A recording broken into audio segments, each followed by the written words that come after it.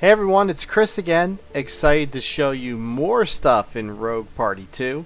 We're now on version 1.4. I'll be getting this into your hands very soon if you have a beta key. If you don't, check out the links below so you can find out how to get one.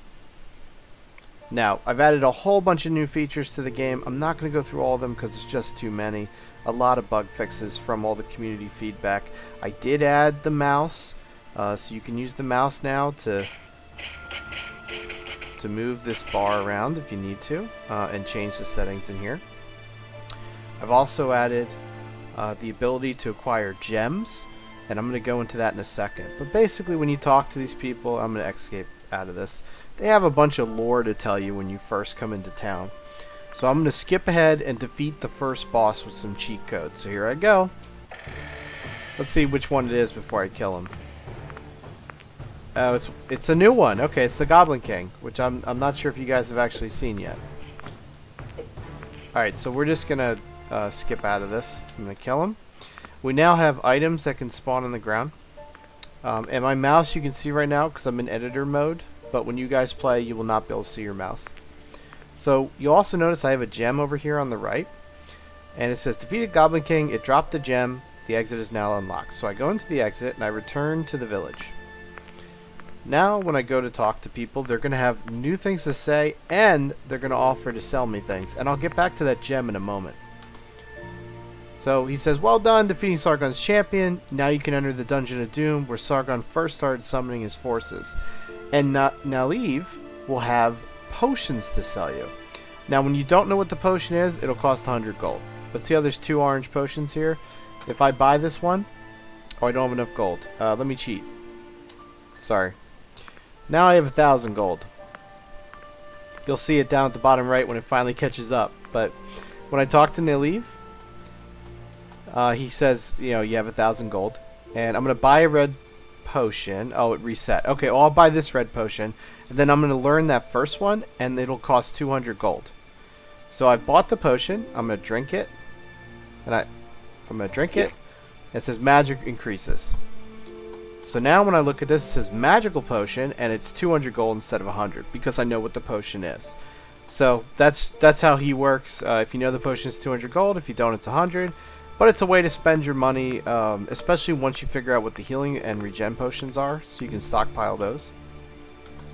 Evalyn says, you're no Tyrion, but I'll admit you've been more successful than most golems. Do you need an upgrade?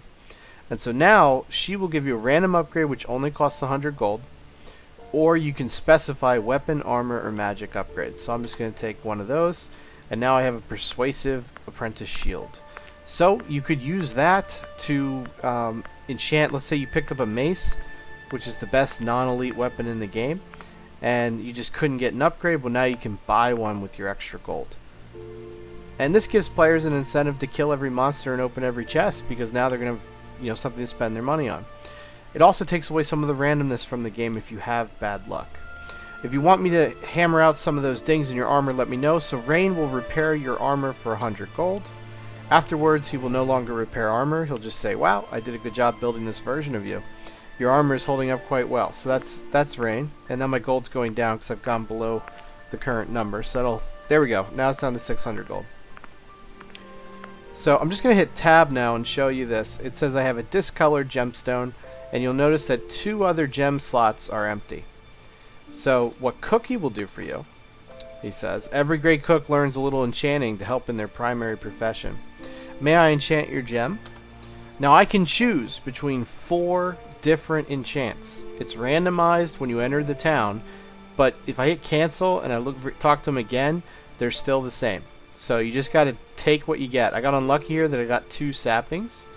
But I could say, okay, I want invulnerable. So I pick it up. You'll notice I get the shields, which is the invulnerable buff. And when I push tab, now at the top right, it says invulnerable prevents damage periodically. So I've added a bonus, just like these bonuses down here.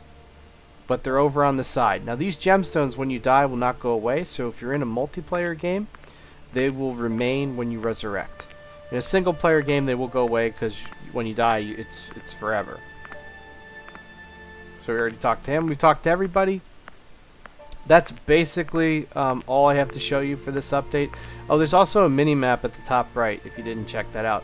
When you get vampiric, red dots will appear for your enemies, but if you don't have vampiric, it'll only show you allies and any enemies that you've persuaded or summoned. Alright guys, so every 3 levels you fight a boss, and then you come back to town to regroup and buy what you need to take away some of the randomness of the game, and also to upgrade your character in a meaningful way.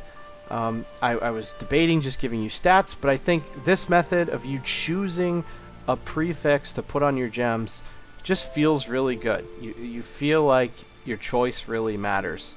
And if in case you're wondering, if you get 3 of the same prefix, it maxes out, and if you get any more than that, it will not affect the bonus anymore. 3 is what I've balanced the game around because you have 3 items to start with.